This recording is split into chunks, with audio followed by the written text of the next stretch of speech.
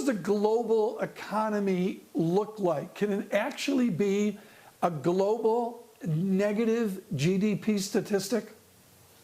Oh, for sure. And it looks like we're going to contract over the first half of this year at a pace that we haven't seen since World War II. The virus is spreading, the aggressive actions are spreading, and the stresses are taking place now across the world. And not everybody has the capacity to provide both the healthcare supports as well as the economic supports that we're seeing. So we think we're going to have a global economic downturn.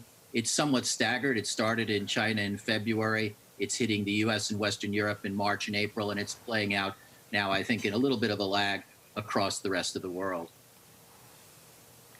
Bruce, do you assume with a lag across the rest of the world that we do this with normal markets functioning, or should we be aware of jump conditions that could occur?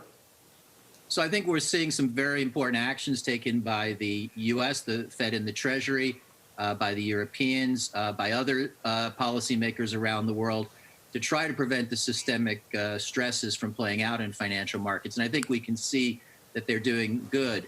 I think there are still some weak links here. I think in the EM, there's an issue about the capacity of individual countries to deal with the stresses on dollar funding, liquidity problems, around the overall issue of these holes in debt, as you were talking about, the U.S. trying to fill that for small businesses.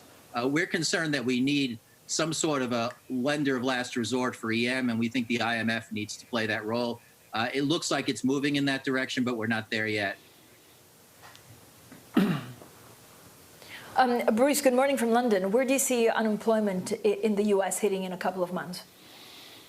I think you're going to see the unemployment rate spike up here, even with the supports that are in place.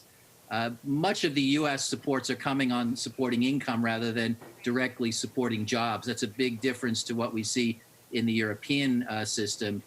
So we're looking to see basically the unemployment rate spike up towards about 8% by the middle of the year. And then as these programs work, as we turn the lights back on, which is a big assumption in our forecast, we see the unemployment rate coming back down towards 5% over the following 6 to 9 months.